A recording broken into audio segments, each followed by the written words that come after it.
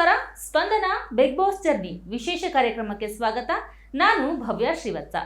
99 ದಿನಗಳ ಕಾಲ big boss ಮನೆಯಲ್ಲಿದ್ದಂತಹ gorgeous doll ಬೆಣ್ಣೆಯಂತಹ ಹುಡುಗಿ ಸ್ಪಂದನ ಸೋಮಣ್ಣ ತಮ್ಮ ಬಿಗ್ ಬಾಸ್ ಜರ್ನಿಯನ್ನು ಮುಗಿಸಿ ಈಗ ಬಿಗ್ ಬಾಸ್ ಮನೆಯಿಂದ ಹೊರಗಡೆ ಬಂದಿದ್ದಾರೆ. ಈಗ ಅವರು ನಮ್ಮ ಗ್ಯಾರಂಟಿ ನ್ಯೂಸ್ ಜೊತೆ ಇದ್ದಾರೆ. ಬನ್ನಿ ಅವರನ್ನ ಕಾರ್ಯಕ್ರಮಕ್ಕೆ ವೆಲ್ಕಮ್ ಮಾಡೋಣ.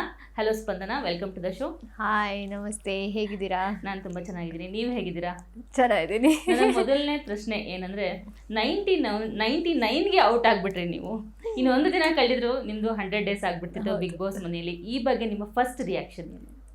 ಖುಷಿ ಇದೆ, ಅಟ್ ದ ಸೇಮ್ ಟೈಮ್ ತುಂಬ ಬೇಜಾರು ಇದೆ. ನೀವು ಹೇಳ್ದಂಗೆ ಹತ್ರ ಬಂದು ಹೋಯ್ತು ಅನ್ನೋ ಥರ ಒಂದು ಬೇಜಾರಿದೆ.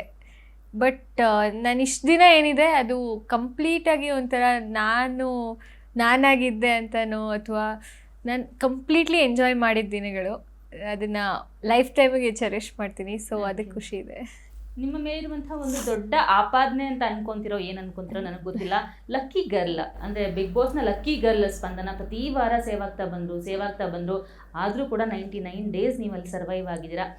ಜನಗಳನ್ನ ನೂರಾರು ಹೇಳ್ತಾರೆ, ಅವ್ರು ನೋಡೋ ಪ್ರಾಸ್ಪೆಕ್ಟಿವ್ ಬೇರೆ ಇರುತ್ತೆ, ನಿಮ್ಮ ಆಟನೇ ಬೇರೆ ಇರುತ್ತೆ. ಸೊ ಈ ಬಗ್ಗೆ ನೀವು ಲಕ್ಕಿ ಗರ್ಲ್ ಅಲ್ಲಿ ಬಿಗ್ ಬಾಸ್ ಮನೆಯಲ್ಲಿ, ನೀವು ಈ ಬಗ್ಗೆ ನಿಮ್ಗೇನು ಅನ್ಸುತ್ತೆ? ಅದೇ ನಂಗೆ ಏನು ಅನಿಸುತ್ತೆ ಅಂದರೆ, ಅಲ್ಲಿಗೆ ಹೋಗೋಕ್ಕೆ ಎಲ್ಲರಿಗೂ ಒಂದು ಲಕ್ ಫ್ಯಾಕ್ಟರ್ ಇರಲೇಬೇಕು. ಇವಾಗ ಎಷ್ಟು ಜನ ನಾವು ಹೋಗಿದ್ವಿ ಅಷ್ಟು ದೊಡ್ಡ ಪ್ಲ್ಯಾಟ್ಫಾರ್ಮ್ಗೆ, ಎಲ್ಲರಿಗೂ ಲಕ್ ಫ್ಯಾಕ್ಟರ್ ಇದೆ ಅಂತ ಅನಿಸುತ್ತೆ. ಬಟ್ ಲಕ್ಕಿಂದನೇ ಸೇವ್ ಆಗ್ತೀವಿ ಅಂದರೆ ಅಲ್ಲಿ ಸಾಧ್ಯನೇ ಇಲ್ಲ. ಬಿಕಾಸ್ ಆ ಬಿಗ್ ಬಾಸ್ ಮನೆಯಲ್ಲಿ ಒಂದೊಂದು ದಿನವೂ ಸರ್ವೈವಲ್ ಸಿಕ್ಕಾಪಟ್ಟೆ ಕಷ್ಟ. ವಾರಗಳು ಕಳೀತಾ ನಾವೇ ಬ್ಲ್ಯಾಂಕ್ ಔಟ್ ಆಗ್ತೀವಿ. ಕೆಲವು ಸತಿ ನಾವು ಏನು ಮಾಡ್ತಿದ್ದೀವಿ, ಏನು ಮಾಡಬೇಕು ಅನ್ನೋದಕ್ಕೆ ಬ್ಲ್ಯಾಂಕ್ ಔಟ್ ಆಗುತ್ತೆ. ಮತ್ತು ನಾವೇ ಅದನ್ನು ಯಾರ ಹತ್ರ ಹೇಳ್ಕೊಳಕ್ಕಾಗಲ್ಲ. ಎಷ್ಟೇ ಫ್ರೆಂಡ್ಶಿಪ್ ಅಂತಿದ್ರು, ಎಷ್ಟೇ ಕಂಫರ್ಟ್ ಝೋನ್ ಅಂತ ಇದ್ರು, ಅದನ್ನು ಹೇಳ್ಕೊಳಕ್ಕಾಗಲ್ಲ. ಅದನ್ನು ನಾವೇ ಫೈಟ್ ಮಾಡಬೇಕು. ಅದಕ್ಕೆ ನಮ್ಗೆ ಫೈಟ್ ಮಾಡೋಕ್ಕೆ ಜಾಸ್ತಿ ಟೈಮೂ ಇರಲ್ಲ. ಲೈಕ್ ಇವತ್ತು ರಾತ್ರಿಲಿ we have to back up, ಮತ್ತೆ ಕಮ್ ಬ್ಯಾಕ್ ಸ್ಟ್ರಾಂಗರ್, ಅದೇ ಥರ ಇರುತ್ತೆ. ಸೊ ಲಕ್ ಮೇಲೆ ಇಷ್ಟು ದಿನ ಇದ್ದೆ ಅಂತ ಅಫ್ಕೋರ್ಸ್ ನಾನು ಒಪ್ಪಲ್ಲ. And it's an opinion. ಹೊರಗಡೆಯಿಂದ ನೀವು ಹೇಳ್ದಂಗೆ ನಾವು ಮನೇಲೆ 13 ಜನ ಇದ್ದರೆ ಮನೇಲಿ 13 ಪರ್ಸ್ಪೆಕ್ಟಿವ್ ಓಡ್ತಿರುತ್ತೆ. ಇನ್ನು ಹೊರಗಡೆ ನೋಡುವಾಗ ಒಂದಷ್ಟು ಪರ್ಸ್ಪೆಕ್ಟಿವ್ಸ್ ಬರುತ್ತೆ. So it is on opinion, it is okay ಅಂತ ಅನ್ಸುತ್ತೆ. ಓಕೆ, ಬಿಗ್ ಬಾಸು ತುಂಬ ಸಾಫ್ಟ್ ಆಗಿರೋರ್ಗಲ್ಲ ಅಂತ ಹೇಳ್ತಾರೆ. ಬಿಗ್ ಬಾಸು ತುಂಬಾ ಜಗಳ ಆಡೋರ್ಗೂ ಅಲ್ಲ, ತುಂಬ ಮಾತಾಡೋರಿಗೆ ಬಿಗ್ ಬಾಸು, ತುಂಬ ಎಂಟರ್ಟೈನ್ ಮಾಡೋರಿಗೆ ಬಿಗ್ ಬಾಸ್, ಈ ಥರ ಎಲ್ಲ ಮಾತಾಡ್ತಾರೆ. ನೀವು 99 ದಿನಗಳ ಕಾಲ ಅಲ್ಲಿದ್ರಿ. ನಿಮ್ಗೆ ಏನು ಅನ್ಸುತ್ತೆ? ಯಾಕಂದರೆ ತುಂಬ ಸಾಫ್ಟ್ ಆಗಿದ್ರಿ. ನಿಮ್ಮಮ್ಮ ಹೇಳ್ತಿದ್ರು, ನಾವು ತುಂಬ ಸಾಫ್ಟಾಗಿ ಬೆಳೆಸಿದ್ದೀವಿ ನಮ್ಮ ಮಗಳನ್ನ, ತುಂಬ ಬೆಣ್ಣೆ ಥರ ನಮ್ಮ ಮಗಳು ಅಂತ. ನೀವು ನೋಡಲಿಕ್ಕೂ ಹಾಗೆ ಇದ್ದೀರಾ, ನಿಮ್ಮ ಆಟನೂ ಕೂಡ ಹಾಗೆ ಇತ್ತು, ಬೆಣ್ಣೆಯಂತಹ ಆಟ. ಅದೇ ಒಂದು ಒಳ್ಳೆತನದಿಂದ ನೀವು 99 ದಿನ ಸರ್ವೈವ್ ಆಗಿದ್ರ. ಸೊ ನೀವು ಅಲ್ಲಿ ಇದ್ದಂತಹ ಒಂದು ಕ್ಷಣದಲ್ಲಿ ನಿಮಗೆ ಬಿಗ್ ಬಾಸ್ ಅಂದರೆ ಯಾವ ಥರದ ಆಟ ಅಂತ ಅನ್ನಿಸ್ತು ನಿಮಗೆ? ಅಂದರೆ ಬಿಗ್ ಬಾಸ್ನ ಎಲ್ಲರೂ ನೋಡೋ ಪರ್ಸ್ಪೆಕ್ಟಿವ್ ಬೇರೆ ಥರ ಇರುತ್ತೆ. ಬಟ್ ಆ ಮನೆಗೆ ಎಲ್ಲನೂ ಬೇಕು ಅಂತ ಅನಿಸುತ್ತೆ. ಈಗ ಎಲ್ಲರೂ ಕಿರ್ಚಾಡಿ ಮಾತಾಡೋರೇ ಇದ್ದರೆ ಐ ಥಿಂಕ್ ಅದಕ್ಕೇನು ನೋಟಿಸೇ ಮಾಡೋಕ್ಕೆ ಪಾಯಿಂಟ್ ಇರಲ್ಲ ಅನಿಸುತ್ತೆ. ಹಾಗೆ ಎಲ್ಲರೂ ಸಾಫ್ಟ್ ಆಗಿದ್ರೂ ಅದು ವರ್ಕೌಟ್ ಆಗಲ್ಲ ಅನಿಸುತ್ತೆ. So it's a mixture of all characters. And ಪ್ರತಿ ಸೀಸನು, ಇದು ಒಂದೇ ಸೀಸನ್ ಅಂತಲ್ಲ, ಪ್ರತಿ ಸೀಸನಲ್ಲೂ ಎಲ್ಲ ಥರದವ್ರದ್ದು ಎಲ್ಲ ಥರದ ಕ್ಯಾರೆಕ್ಟರ್ಸು ಇರ್ತಾರೆ.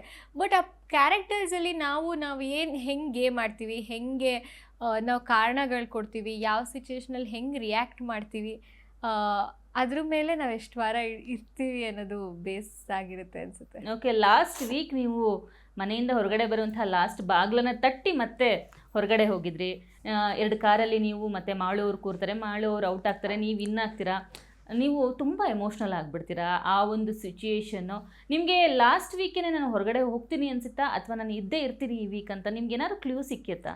ಅಂದರೆ ನನಗೆ ಲಾಸ್ಟ್ ವೀಕ್ ನಾನು ಹೋಗ್ತೀನಿ ಅಂತ ಅನಿಸಿರ್ಲಿಲ್ಲ. ಬಟ್ ಏನೇ ಕಾನ್ಫಿಡೆನ್ಸ್ ಇದ್ದರೂ ಆ ಸ್ಪಾಟಿಗೆ ಹೋದಾಗ, ಎಸ್ಪೆಷಲಿ ಆ ಥರ ಕಾರು, ಆಮೇಲೆ ಅಲ್ಲೇ ಗಾರ್ಡನಲ್ಲಿ ನಾವು ರೌಂಡ್ ಮಾಡ್ತಿದ್ದೀವಿ, ಆ ಕಾರ್ ಮೂವ್ ಆಗ್ತಿರುವಾಗ ನನಗೆ ನಾವು ಕೂತ್ಕೋತಿದ್ದ ಬೀನ್ ಬ್ಯಾಗ್ ಆಗಿರ್ಬೋದು, ನಾವು ಕೂತ್ಕೋತಿದ್ದ ಜಾಗ ಎಲ್ಲ, ಅಯ್ಯೋ I am gonna miss this ಅನ್ನೋ ಫೀಲಿಂಗ್, ಎಲ್ಲ ಎಮೋಷನ್ಸ್ ಒಟ್ಟಿಗೆ ಬಂದ್ಬಿಡ್ತು ನನಗೆ.